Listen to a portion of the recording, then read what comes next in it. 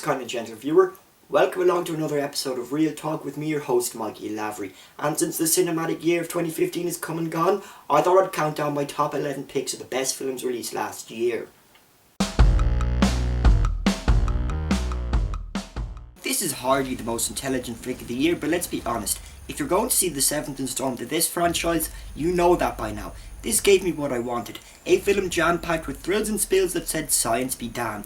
It also had an extremely graceful and tactful send-off to the late Paul Walker. Graceful and tactful are two words I never thought I'd use when describing this film.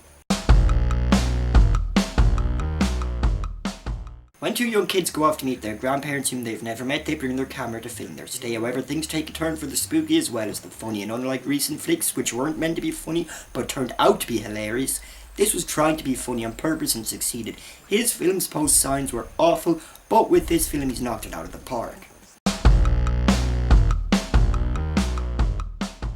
When John Wick, the most feared hitman in America, has his dog killed in front of him, he comes out of retirement to hunt down those responsible and dispatches anyone who dares cross his path along the way.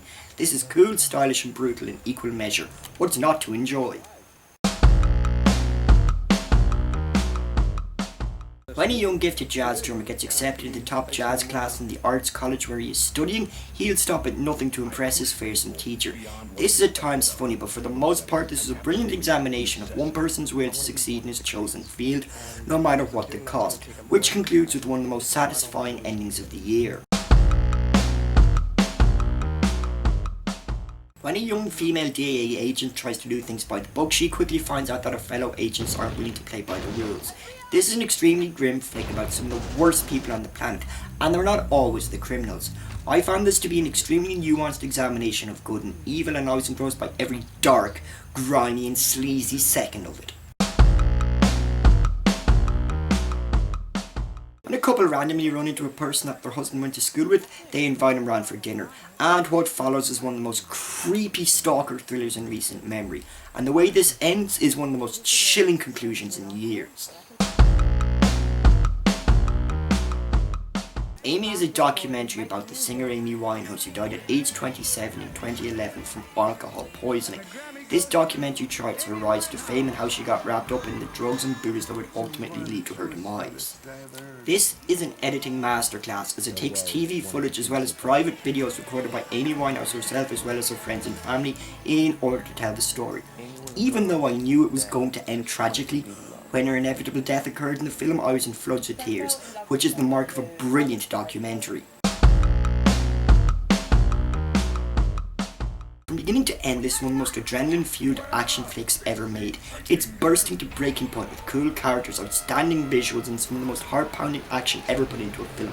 This is quite frankly a masterpiece, and I enjoyed every heart-pounding, innovative, and utterly bonkers moment it was on the screen. When a young Irish girl moves to the American town of Brooklyn, she longs to go home. However, when she meets an Italian male, she stops missing her home country of Ireland.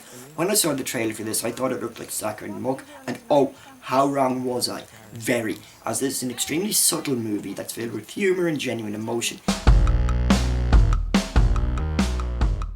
This is largely set inside the head of a little girl, and her various emotions tell the story to the viewer. This is a funny, charming, sweet and extremely moving tale of a young girl growing up and trying to come to terms with her emotion.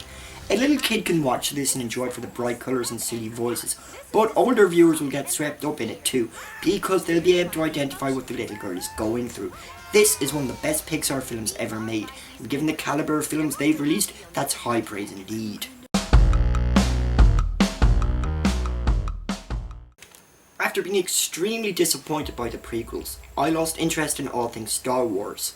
But when I heard that J.J. Abrams is going to be directing the latest installment, I thought if anyone could make me fall in love with the Star Wars universe again, it would be him. And within the first 5 minutes of the latest installment of Star Wars, I felt like that little kid who fell in love with the original trilogy all those years ago.